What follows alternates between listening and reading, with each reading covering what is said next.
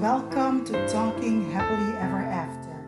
In this podcast, we talk about movies with a happily ever after theme. I'm your host, Danielle. Feel free to drop me a DM, a voice message, or an email on the available platforms linked in the description box. Happy listening! Hi everyone, I'm glad to be back with another movie review. And today I'm talking about The Winter Palace. The movie premiered on Saturday, January the 8th on GAC Family, starring Danica McKellar as Emily Miller and Neal Bledsoe as Prince Henry of Concordia. What's this movie about? Emily is a novelist and she suffers from writer's block. She has a deadline but can't write, but her friend Becca offers a solution. The property management company Becca works at offers chalet owners caretaker services, and this particular property is in the mountains of Colorado. Maybe the solitude and the fresh mountain air will inspire Emily to write again.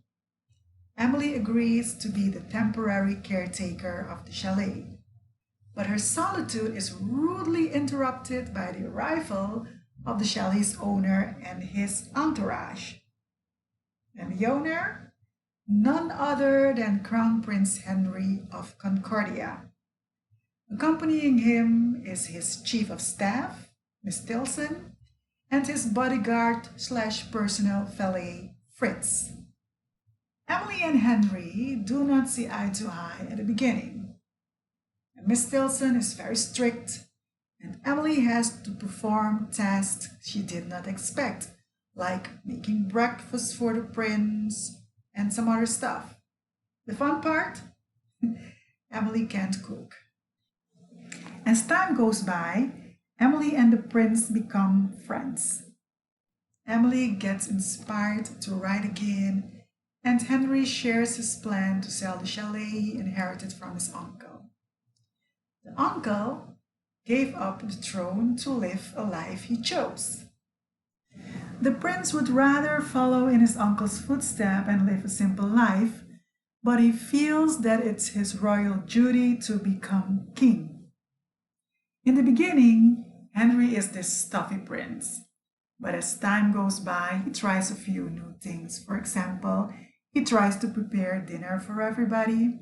Well, let's just say the dinner isn't a success.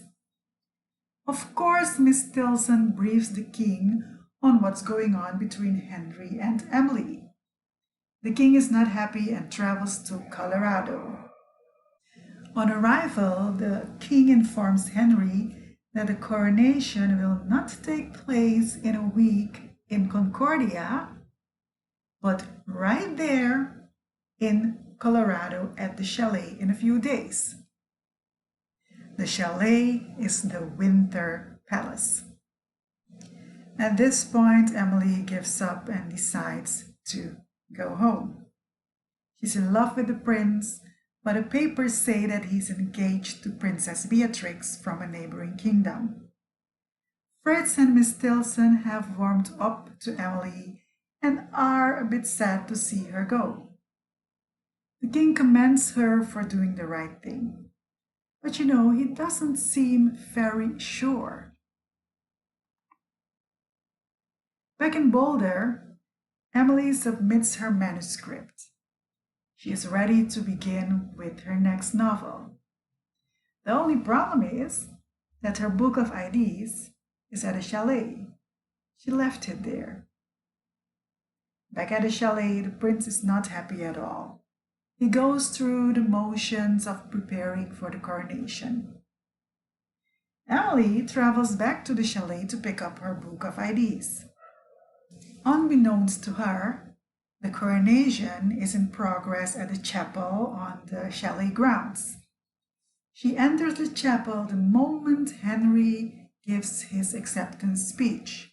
Well, that is what he should have done, because to everybody's surprise, he renounces the throne suggesting that his sister, Princess Edwina, would be a far better monarch than he could ever be. His heart is just not into it. His sister accepts the throne, and they hail her as the new monarch, the Queen of Concordia. Miss Tilson sees Emily at the back of the church and directs Prince Edward towards her. They talk, they kiss, and as we say, they lived happily ever after. Both Danica McKellar and Neal Bledsoe are seasoned actors. We know and love Danica from the various royal movies she starred in. This story, The Winter Palace, is well written. The characters grew and all saw things from a different perspective in the end. The only character that was a bit underdeveloped for me was the friend Becca. There were a few funny moments. Emily hung her socks to dry on the coat of arms of Concordia. In her defense, she didn't know it was a coat of arms. Emily walking around in her bunny slippers and Prince Henry making fun of her. Another fun scene was Miss Tilson explaining to Emily what they expected of her. Emily thought that her tasks as caretaker consisted of knocking icicles off the roof and keeping the pipes from freezing up. Well, Miss Tilson had news for her. Emily was taken to task a few times by Miss Tilson for breaking the rules of royal protocol.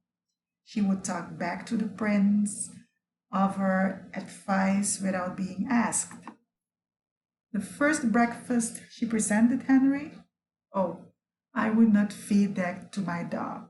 Burnt toast and strange-looking scrambled eggs. The prince read the London Concord every morning. So she printed the newspaper in sections and taped it together. Very inventive, don't you think? When the contractor tried to rip Henry off with an estimate above the normal price, Emily stepped in and saved the day. I was a bit surprised that the prince gave up the throne. Honestly, I expected them to make it work, him as king and Emily as his queen. Danica and Neal had good chemistry, as did the other actors. They all did a fine job, but I did not expect anything less from them. The Winter Palace is a very enjoyable movie. What more can I say? Keep it up, GAC. Those stories well told. I rate this movie 4 out of 5 stars. What are your thoughts on The Winter Palace? Let's chat about it. Thank you so much for listening, and until next time, stay well. As you go about your week, may peace be yours, may abundance overflow, may you be a light wherever you go.